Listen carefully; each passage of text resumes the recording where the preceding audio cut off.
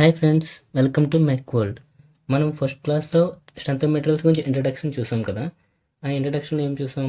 Material types ఏంటి, ఆ మెటీరియల్స్లో స్ట్రెంత్ ఆఫ్ మెటీరియల్స్ ఏ మెటీరియల్ డీల్ చేస్తుంది, తర్వాత మన స్ట్రెంత్ ఆఫ్ మెటీరియల్స్ ఏమేమి చాప్టర్స్ చూస్తామో ఇన్ డీటెయిల్డ్గా ఫస్ట్ క్లాస్లో చెప్పుకున్నాం. ఇప్పుడు సెకండ్ క్లాస్లో ఏంటంటే ఈ యొక్క ఫస్ట్ చాప్టర్ అయిన strength of materials first chapter అయిన సింపుల్ స్ట్రెసెస్ అండ్ స్ట్రెయిన్స్ని స్టార్ట్ చేద్దాం. సింపుల్ స్ట్రెసెస్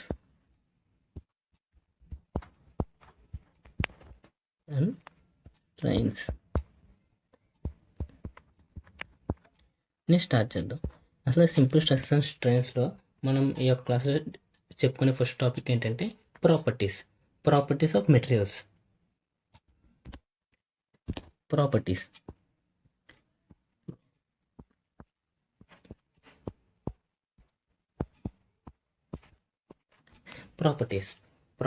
అంటే ఏంటంటే క్వాలిటీస్ అనమాట.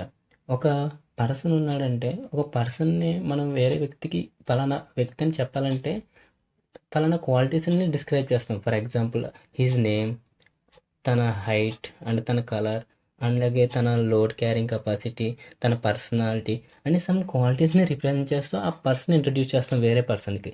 సేమ్ అలాగే ఒక మెటీరియల్ని మనం చెప్పాలంటే సమ్ క్వాలిటీస్తో రిప్రజెంట్ చేస్తాం అనమాట. ఆ క్వాలిటీస్ని ఏమంటారంటే ప్రాపర్టీస్ అంటారు. ప్రాపర్టీస్ అంటారు. సో మనం ఫస్ట్ ప్రాపర్టీ ఏంటంటే strength is the ability of resisting load is called strength. Ability of resisting load is called strength. అంటే ఒక పర్సన్ ఉన్నాడు, ఒక పర్సన్ యొక్క స్ట్రెంగ్త్ అంటే ఏం చెప్తాం? వాడు ఎంత వెయిట్ క్యారీ చేయగలడు, అంటే ఎంత లోడ్ని మోయగలడు అని చెప్తాం. అలాగే ఒక మెటీరియల్కి స్ట్రెంగ్త్ అంటే ఎంత అమౌంట్ ఆఫ్ లోడ్ని అది రెసిస్ట్ చేయగలదు.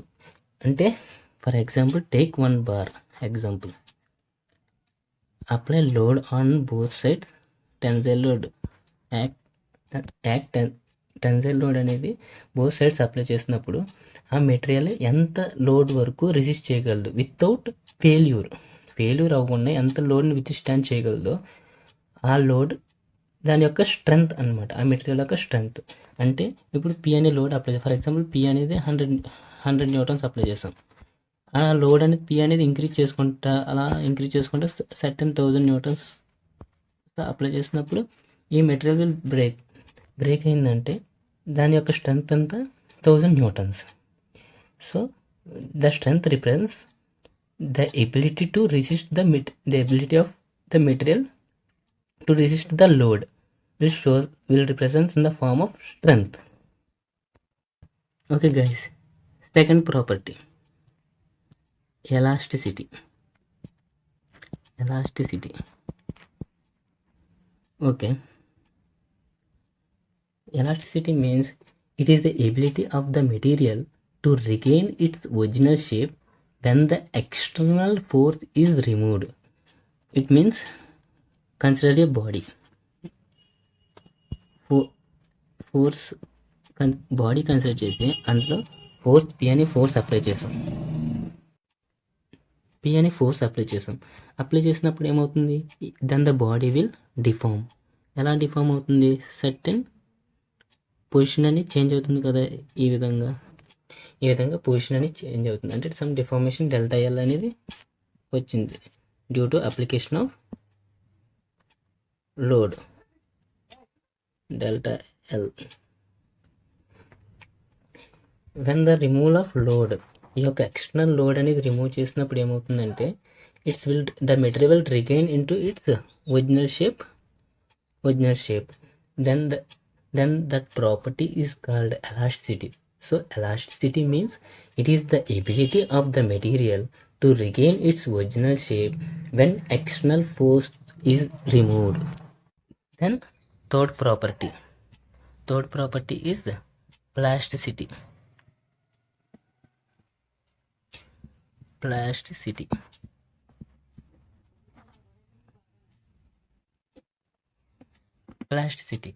Plasticity means it is the opposite to elasticity means it is the property by which the material retains the deformation permanently even after the removal of load. అంటే మనం ఒక బాడీని తీసుకుని load అనేది apply చేస్తాం, P అనే load apply చేస్తాం. అప్పుడు ఏమవుతుంది, ఈ బాడీ అనేది డిఫార్మ్ అవుతుంది, సర్టెన్ పొజిషన్ అనేది చేంజ్ అవుతుంది, లైక్ దిస్. ఆ పొజిషన్ అనేది చేంజ్ అవుతుంది. మనం పి అనే లోడ్ రిమూవ్ చేసినప్పుడు, ఈ యొక్క పి అనే లోడ్ని రిమూవ్ చేసినప్పుడు, then the body will again reback to its it will attain the new shape అనేది అటైన్ అవుతుంది అనమాట. ఈ యొక్క షేప్ని అటైన్ అవుతుంది. అలా అటైన్ అయ్యి ఆ యొక్క షేప్లో సెట్ అయింది అనుకో, ఆ యొక్క ప్రాపర్టీని ఏమంటారంటే ప్లాస్టిసిటీ అంటారు. So plasticity is opposite to the nature of elasticity. So plasticity అనేది ఈ ప్రాపర్టీ అనేది మెటీరియల్కి ఉండడం వల్లే మనం ఎటువంటి షేప్ అనేది చేస్తున్నాం. ఫర్ ఎగ్జాంపుల్ మనం ఇంటిలో ఉపయోగించే యుటెన్సిల్స్ కానీ ఇవన్నీ పర్టికులర్ షేప్ని ఎక్వైర్ చేసినాయి అంటే due to the nature of plasticity. Okay friends, then fourth property is ductility.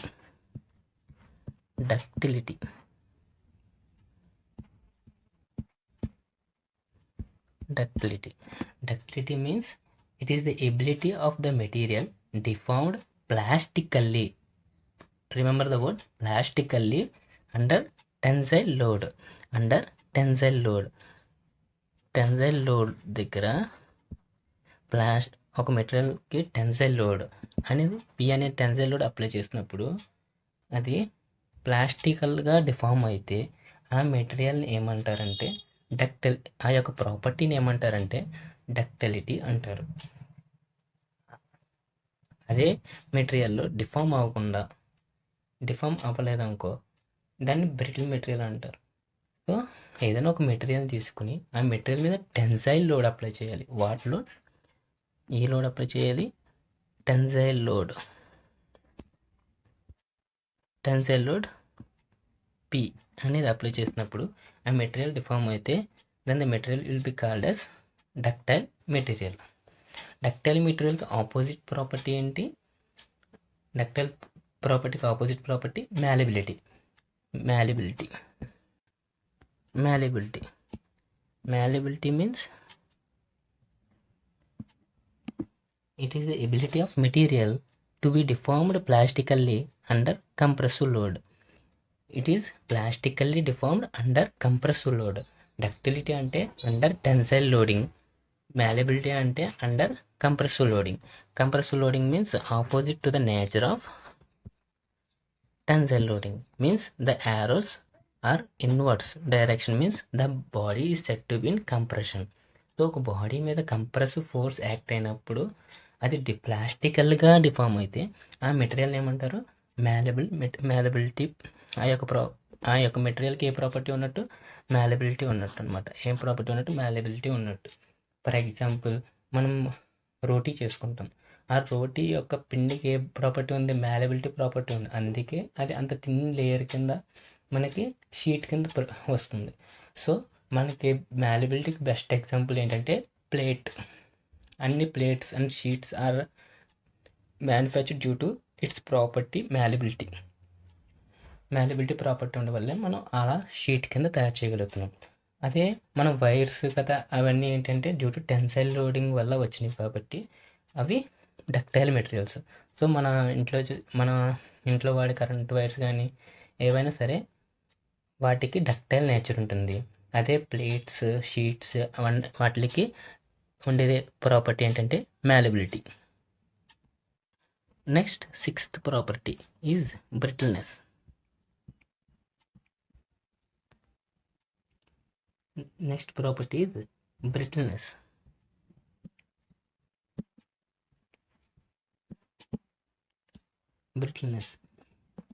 Brittleness means it is the property of the material by which it suddenly gets fractured without any visible permanent deformation.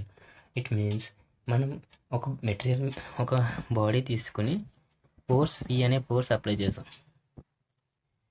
మనం ముందు చూసిన అన్ని కేసుల్లో ఏమైంది, certain deformation అనేది వచ్చింది. ఈ యొక్క కేసులో బాడీలో ఎటువంటి డిఫార్మేషన్ లేకుండా సడన్గా ఫెయిల్ అవుతుందన్నమాట. ఎటువంటి డిఫార్మేషన్ లేకుండా ఫెయిల్ అయిందనుకో, that material is said to be brittle material. అంటే ఫ్రాక్చర్ అనేది వస్తుంది వితౌట్ ఎనీ డిఫార్మేషన్. ఆ మెటీరియల్ ఏమంటారు, బ్రిటిల్ మెటీరియల్స్. బ్రిటిల్ మెటీరియల్స్కి ఎగ్జాంపుల్ ఏంటి, cast iron, glass, all these are examples of brittle materials. So brittle materials ఏంటంటే gradually applying load అయితే ఎంత లోడ్ అయినా తీసుకోగలదు. అందుకే అదే సడన్లీ ఇంపాక్ట్ లోడ్ అయితే అది ఎటువంటి డిఫార్మేషన్ క్యారీ చేయలేదు కాబట్టి వెంటనే within the fraction of second it will fail. So brittle materials did not have any deformation. Then seventh property is hardness.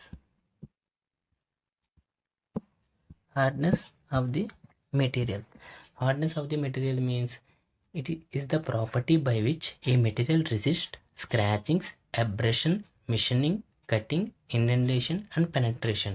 It is called hardness of the material. Hardness అంటే ఏ material అయితే ఇండెంటేషన్స్, penetrations and cutting, ఇలా abrasion, wear ఇలా అన్నిటిని resist చేసే గుణం ఉంటుందో ఆ యొక్క మెటీరియల్ని ఏమంటారంటే హార్డర్ మెటీరియల్ అంటారు.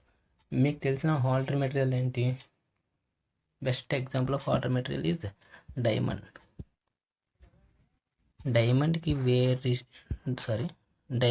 రెసిస్టెన్స్ అలాగే వేర్ రెసిస్టెన్స్ కదా ఎక్కువ ఉంటుంది కాబట్టి హార్డర్ మెటీరియల్ కాబట్టి it is used as a cutting tool for cut other materials. So diamond is used as a cutting tool for very hard materials because it consists of very high hardness. Then the eighth property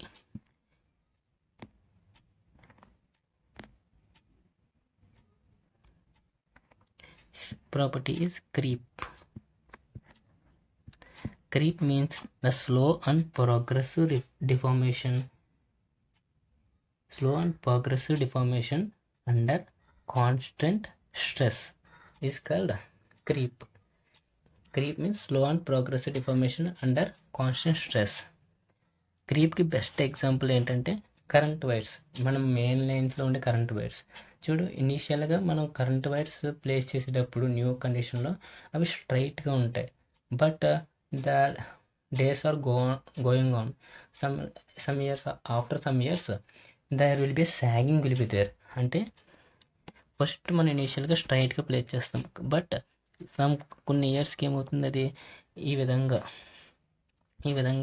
deformation అనేది వస్తుంది. ఇంత deformation అనేది వస్తుంది. ఇది ఎందుకంటే due to the property of creep. అంటే for example మీరు ఒక హ్యాండ్ని స్ట్రైట్గా స్ట్రెచ్ చేసి ఒక పేపర్ని ప్లేస్ చేసుకోండి. ఆ పేపర్ని ప్లేస్ చేస్తే మీకు ఎటువంటి వెయిట్ తెలియదు, బట్ అలా 1 hour ఆ హ్యాండ్ని అలా స్ట్రెచ్ చేసి ఉంచారనుకో, you can feel somewhat amount of stress. మనకి పేపర్ అనేది వెయిట్ లేదు, but you are feeling some stress due to the property of creep. Then ninth property, fatigue.